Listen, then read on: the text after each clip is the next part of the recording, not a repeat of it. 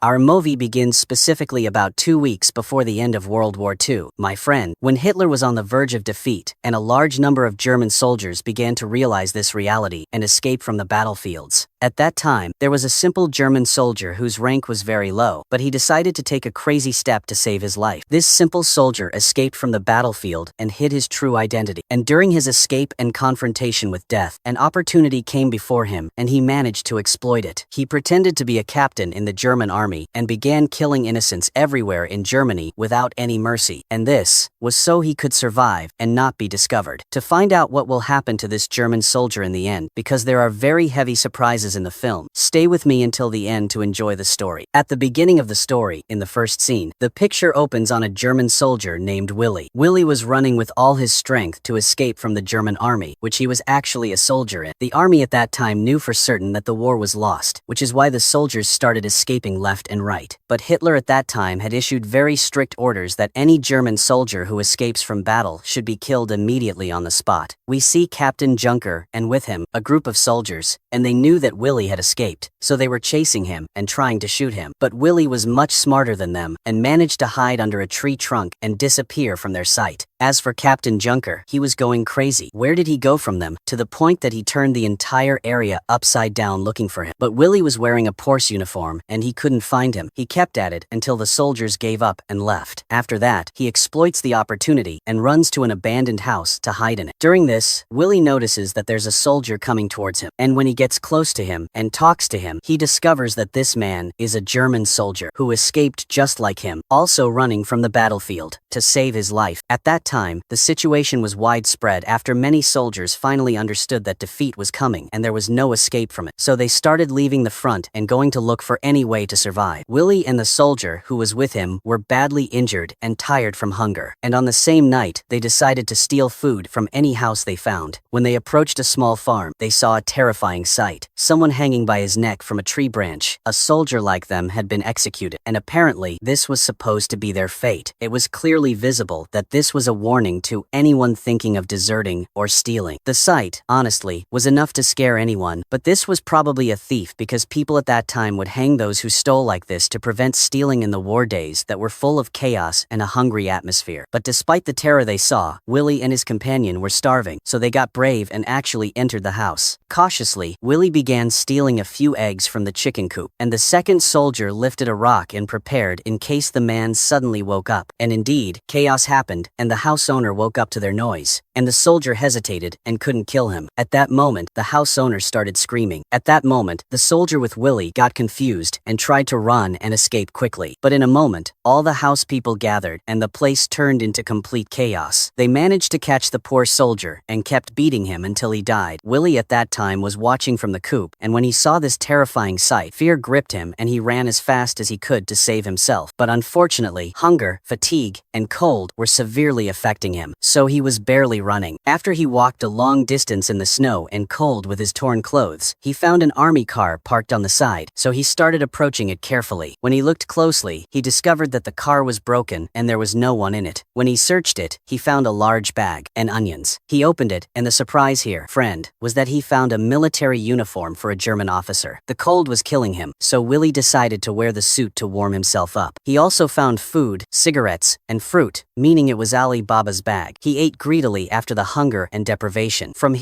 this moment, his whole life began to change. At that moment, Willi felt a strange comfort. Finally, he found food and also found clothes that could save him from the cold and death. The amazing thing was that when he wore the military uniform and looked at his face, he looked like a real German officer with a high rank, elegant, and his appearance was very imposing. So he liked to live the role and kept acting and imagining that he was a real officer, how to talk, how to walk, and how to give orders. During this dreamy moment, suddenly, he saw another German soldier coming towards him. The soldier was exhausted and tired from walking. He approached calmly and raised his hand and gave him the military salute with majesty and dignity. There was nothing after that, as if he was dealing with a real officer. The soldier introduced himself to Willi. His name was Walter. We learned that he had been separated from his battalion for days, meaning he was also lost alone. He asked Willi, since he was an officer and all imposing like that, to allow him to join his battalion, and this was because because the law at that time stipulated this. In this case, when a soldier separates from his command, he surrenders himself to the first commander higher than him. Then he approached the car that was parked and started fixing it. Willi was thinking of killing him to be safe, but he was surprised that he started the car and got down to open the door for him. So he got in like a general, and he felt that he would be safer this way. At that time, Willi was at the peak of his happiness, my friend. After he was dying from cold and hunger, now look, he found a car, a chauffeur, and also found a partner who could help him. But first, he decided to impose his control over him, so the soldier would believe he was a real officer. He asked the soldier about his papers and his battalion number, calculating that he was acting with all confidence, as if he was really a real officer. At that moment, Willi's performance was very convincing, to the point that Walter didn't doubt him or discover the truth. Willi also noticed that Walter was very hungry and hadn't eaten, so he took out an apple and gave it to him. After the hunger and deprivation, Walter took it and thanked him and started eating it quickly. After that, the two moved with the car, and when night came, they decided to stop at a small restaurant in a rest area to have dinner. When they entered the rest area, the people there got tense and worried as soon as they saw Willi in the military uniform. Now, friend, Willi played the character and raised his hand and gave them the salute, but no one responded and everyone was silent. In the place, there were people who used to work with Hitler's army before, and other people from the city of Berlin escaping from the war that destroyed the country and destroyed everything. That's why they no longer had any respect for Berlin or the system there. But Willi still acted confidently and continued his performance brilliant and reassured them that the system would return again and that conditions in Berlin were better than before. He also told them that according to Hitler's hopes, everyone who lost something would get it back soon. He explained that he came specifically to register the names of the affected and issue compensations for them too. Willi was saying this not out of belief in the system or anything, but just so they would believe him and let him and Walter eat without arousing suspicions. When people heard the words, each one of them started remembering what they lost in the war, and they welcomed Willi and saw him as a new hope. And the atmosphere became filled with heavy silence from false hope. Here Willi asked the chef to prepare dinner for them, and the chef was welcoming them. Without hesitation, he started preparing food for them, but he noticed the looks of hunger and deprivation in the soldiers' eyes and became suspicious. He put the food in front of them and started watching their behavior. Willi was smart and noticed this, and he looked at the food with longing looks because it had been a long time since he had seen a decent meal like this. He tried as much as he could to eat calmly and delicately so he wouldn't be discovered. He felt that he had finally returned to life after the hunger and hardship of the war days. Soon we see them in their room in a hotel, and finally he would rest his body and sleep a little. But on the same night, the hotel owner caught someone trying to steal from the kitchen. The man had gone in to steal food, but the law at that time allowed his killing. Willi had to wear the suit and go down to them. He went down wearing the officer's uniform and totally believing himself, so that no one would doubt him. He decided to apply the Nazi laws himself. He raised his weapon and shot the man in front of everyone. My friend, at that moment, the people froze in place from the shock, but then the fear turned into respect. They looked at him as if he was a real officer who came to restore order. From that moment, his prestige in the place rose more and more. The next morning, Willi and Walter entered a house under the pretext that they were checking on their work, but the truth was they were going to have breakfast there. Now they found a group of German soldiers gathered, making noise and really bothering the house owners, literally bullying them. Willi, as soon as he saw them, pulled himself together and played the character and ordered them firmly to behave a little. He asked to see their military papers to make sure who they belonged to. At that moment, one of them noticed that Willi's pants were too wide on him and the lace of his right boot was untied, so he became suspicious of him and asked him with a cautious tone. But Willi acted smartly and turned the situation around with confidence and awe and spoke in the manner of a real officer until the doubt flew from their minds. The soldiers told him that they had separated from their battalions and hadn't found a battalion to join for days. In seconds, Willi calculated it and decided to exploit the opportunity and told them, "All right, from today, you men are all with me. Look, heroes, your luck is good. I'm going out on a special mission, and I need experienced men like you." At that moment, the soldiers got excited and agreed immediately. After a few minutes, they all moved with their commander and left the place. The scene shifts to a forest at noon. The whole group is sitting there preparing food. The atmosphere is calm, and they all feel that they have finally become one. Suddenly, two German soldiers pass by with them, an anti-aircraft cannon. The two were also lost from their unit because of the war chaos. When they saw Willi and the uniform he was wearing, they got scared and surrendered immediately and announced that they wanted to join his unit. It looked very sweet indeed. After a while, on the road, the gasoline in the car ran out. At that moment, Willi ordered them to pull the car and the big cannon by hand. What stinginess is this? They had to execute without discussion, as if they were really under the command of a real captain. This scene shows us how cruel the German captain and commander could be with his soldiers. He had no mercy at all. For Willi, everything was going perfectly, and the soldiers believed him, except for one soldier named James, who was suspicious of him and was fed up with the pulling. He approached Willi and raised his weapon to him and was going to kill him. But at that moment, the area captain appeared. His name was Aelschner. He had his men with him, and they stopped Willi's men and searched everyone.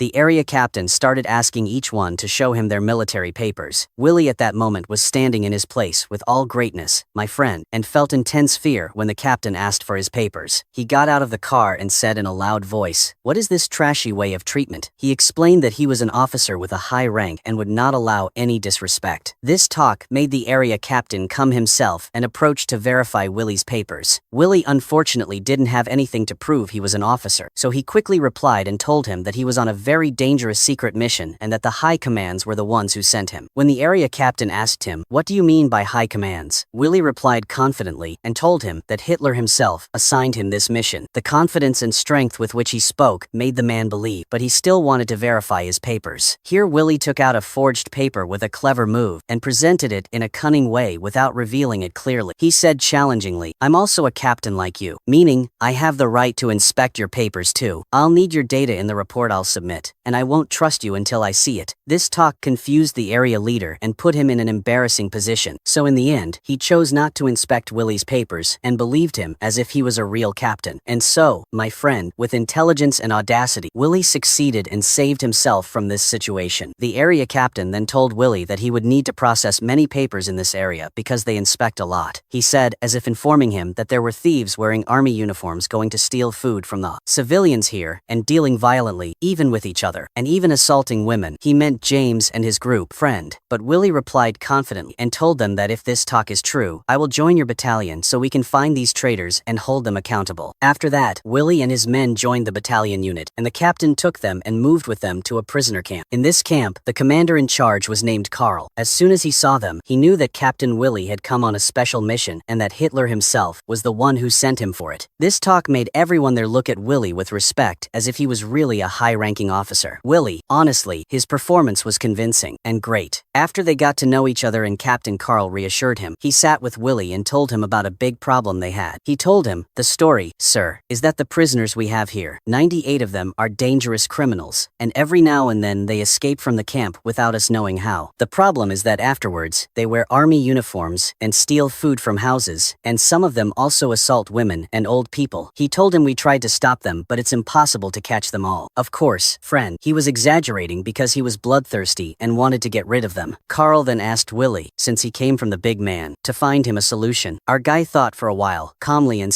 he said to him, "I have an idea, but before anything, I want to see these prisoners myself first." This talk pleased Karl and made him trust him. Indeed, he ordered the soldiers to take Willi to meet the prisoners. After a while, Willi entered the prisoners' yard, and all eyes were on him. Karl said, "Before you go now, you can start interrogating them, but I'm going to meet the camp director." As soon as Karl left, one of the soldiers with Willi, who was none other than James, hit a prisoner hysterically with a stick. He also stole all the money that was with him. At that moment, Willi looked at him but didn't stop him, as if he approved of what was happening. But in principle, at the same time, Karl went to the director and told him that an officer came to them, and he knew that they decided to finish off all the prisoners here tonight. He was shocked when he discovered that the director was having an affair with the girl he loved, but he couldn't speak. The director was shocked by the talk and replied angrily, "How?" He explained that these prisoners still had ongoing cases against them, and they couldn't kill them like this without an official order because this is considered a crime. But Karl, after what he saw, didn't listen and got angry and walked away silently and boiling. After a while, the supervisor noticed that there were people outside digging in the ground, so he approached to see and was shocked when he discovered they were digging graves for the prisoners. He ran quickly and found in front of him a scene hideous. They had started the execution and killed several prisoners without any permission or trial. At that moment, the director ran towards Willi while shocked and not believing what he was seeing. The supervisor confronted Willi angrily and told him, "These prisoners have ongoing cases in court. report, and there's no official order from the high commands to kill them. Nor was it even decided that you would come to this camp at all. Here, Willi replied to him with strange confidence and a voice full of challenge, and told him that Hitler himself was the one who sent him here, meaning he had all the authority and he was the one giving orders here, not him. But the director wasn't easily convinced and told him, "Give me time to contact the commands and verify." He returned to his office and picked up the phone receiver